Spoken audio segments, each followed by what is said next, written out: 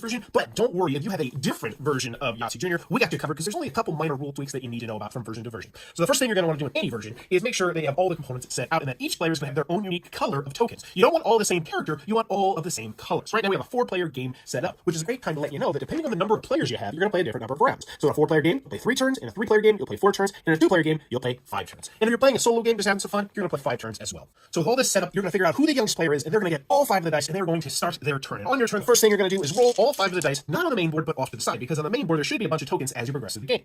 Now the goal in Yahtzee Jr. is to try and get as many points as possible by putting your color tokens on the highest numbers. You're going to do that by trying to get matches. So right now, this wasn't a great roll because we have 5 different symbols on our dice. So what we're going to do is we'll just keep Spider-Man, we'll roll the other 4, and we're going to have 2 more rolls. So we got Spider-Man again. We're going to ignore these special dice that are coming up. We'll talk about those a little bit later. And then for our last roll, we didn't get a Spider-Man. So right now for this red player, they would get 2 Spider-Mans. They would take that and they put it right here. Or if they wanted to, they could put this right here. But only one or the other. You could not do both. They could also, if they really wanted to, put that right there. But it wouldn't make much sense, no, would it? Now, what your token on the board means is that no player is going to be able to go to that spot. So if blue were to got 2 of this character, well, they would have to bump down to 1, which kind of stinks. So really, it's a race to try and get these high numbers and get your tokens on the high numbers. So they recommended the rules before you start rolling. You should think about which characters you want to put onto the board. However, if a player does make a big mistake when it comes to tokens, the rules say that you can reroll that turn, but make sure next time you pay just a little bit more attention.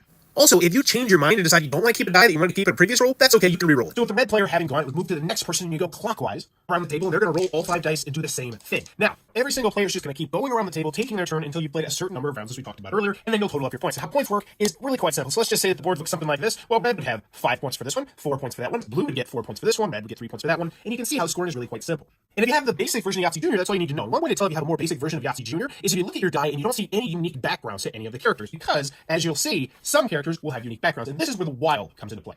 Now, many versions of the game, including the Spidey one that I have in front of you, are going to have what are called wild die, and they will look very, very unique if you look around the background of them. So you see kind of whitish, bluish, whitish, bluish, whitish, bluish, bam, blue. That means that this is a wild. How that works is, let's just pretend I have these 5 dice right here. It's kind of like I have 4 of a kind of this one, or 4 of a kind of that one. So wilds are massively spectacular. Now, if you have a different version of Yahtzee, what you want to do is, once again, look at your dice, and then look at the side. So white, white, white, white, boom, yellow, wild. Same with Pinocchio here, blue, whereas everyone else is on the background white. So you can pretty easily figure out, oh, and this one's actually purple, which side is the wild side. Now, there is one more special rule that you might need to know if you have a couple different versions of Yahtzee Jr. Once again, this one included, and that is, there's actually one bad face on the die. So if you roll it, something bad is going to happen. And on this particular version, it's the Green Goblin. If you have the Star Wars version, it's Darth Vader. Typically, it's the bad character in the game. But once again, most versions of Yahtzee Jr. do not have this die. And how this works is, there's only one die that will have this face, and if you roll this particular character, you have to give this to the next player. So you set it in front of them, and they will roll at the beginning of their next turn, but you now only have 4 dice to roll for the rest of the turn.